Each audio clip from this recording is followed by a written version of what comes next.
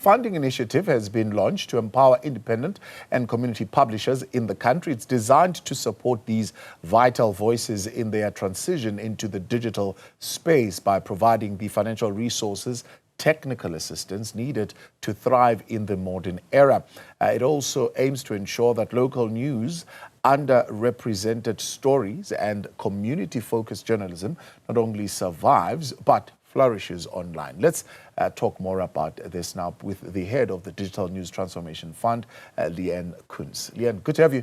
Thank you very much for coming on this afternoon. How difficult has this particular transition been, particularly for local news outlets moving from print to the digital space? It's been very, very difficult, Thabo. It's, we've seen independent media in crisis, as you mentioned briefly, shrinking revenues. We've seen post-COVID pressures continue and enormous digital disruption.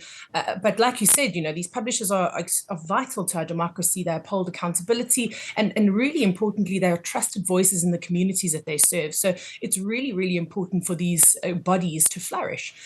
So what we're trying to do with this fund is to try and shift the focus from what I think has been really a sort of a crisis response that the sector has really been in, and shift towards long-term digital readiness and resilience. So providing funding, like you said, for independent projects that we will hope would strengthen the future of public interest journalism. But it's been really difficult.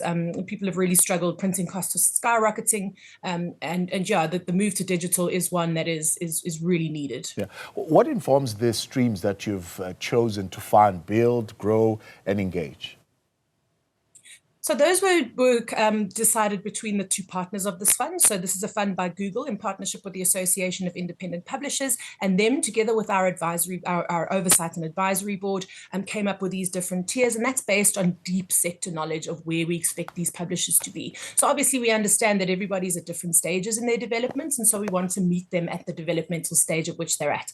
So we've got those three different phases, which, like you say, build is sort of the developmental, where we're expecting to have a very little digital footprint at all, and then engage or grow as the middle tier, and then engage is where we're expecting people to be quite digitally forward thinking, but maybe looking to scale, maybe looking at a sector-wide initiative.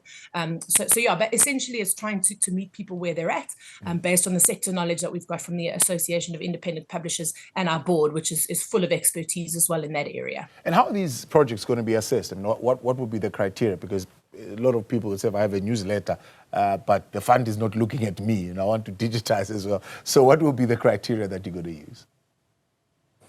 So we have an independent adjudication committee, and they are the ones who are responsible for making all of our funding decisions. So essentially, they are completely independent from the board, and they have a scoring matrix, which has been developed alongside the strategy for the fund and in tandem with the objectives of this fund. And it's a 100-point scoring system that we'll use. Essentially, we're looking for things like, obviously, digital transformation, sustainability over the longer term, innovation and use of technology and responsible use of technology and AI, which is obviously quite a big thing at the moment. And then, the potential for sector-wide initiatives that could potentially, bolster the entire sector. Quite a broad set of objectives that we're looking to reach, but all very much mission aligned in terms of the fund and its objectives. Yeah, it is a limited period, or a limited window at least, that is open for people to apply. The 28th of September 2025, I think, is the closing date. Is there a plan of doing this maybe more often, or is it a yearly thing? How exactly are you going to approach it? Yes, so it's a 3-year initiative, 114 million rand we've got over that 3-year period. And essentially how we're doing it is we're having 2 funding periods per year. So there'll be 6 in total over the 3 years. So one now, we've just opened our first one on Monday, and we'll have another one in the next 6 months, and so on and so forth. So we'll have 6 over a 3-year period. And that's to give people the maximum chance to be able to benefit from the fund. Yeah. Whenever we speak of these funds or initiatives of this nature that help fund, whatever platform this time around being the media space, is accessibility of these. How accessible will they be, especially to disadvantaged communities? That's a really good point to make. So what we've done is, as a fund, and the fund is independently managed by Chikalulu Social Investments, who has 25 plus years in terms of social investment, funding and grants. So what we've done is we've made sure that we've advertised this far and wide on community platforms, newspapers, so not just on digital channels, which we know are not accessible to everybody. And what we're doing is we're allowing people to access the fund via a specialized platform. So we have a portal where people can apply, and essentially we provide them with all the support that they need. So we have guides, we have teams on standby who are there, so whether by phone or by email. We're doing workshops to help people to access the applications and the information that's needed. So obviously there are requirements in terms of what they need to submit, and Chikalulu is there to help them all along the way, and support them in terms of their needs in terms of applying for this fund. Yeah. When you talk of requirements, you're talking of documentation here, which I see includes a number of other things: founding documents, proof of press council membership, governance documents, triple BEE affidavit, SARS tax compliance, recent financial statements, and so on and so forth. Are these hard, cast in stone? You got to have these, otherwise you can't participate?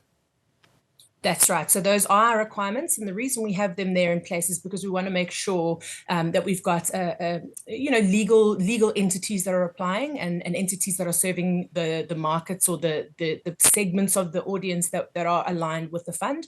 So this fund is very much mission aligned. So we're trying to ensure that we're reaching underserved areas of the market, hence the BEE requirement in terms of the affidavit. Press council membership speaks to a code of ethics. So we're wanting to make sure that the journalists and the publishers that we're funding are meeting the requirements in terms of ethical journalism, public interest journalism, etc. So yeah, there is quite a long list of things that needs to be submitted, but they're not things that are unusual. Most of the publishers that we will work with will be legally registered entities in any way, and the audiences that they serve will very likely be underserved. We're looking again at small to medium community-based publishers, so we don't suspect that there'll be too many issues in that area. In fact, we've had quite a lot of applications coming through already, with no issues logged on our end. So yeah, and again, we've got all the support that they need in terms of applying. So we don't suspect there'll be issues there. All right, Leanne, much appreciated. Thanks for coming on. That's the head of the Digital News Transformation Fund, Leanne Kunz there.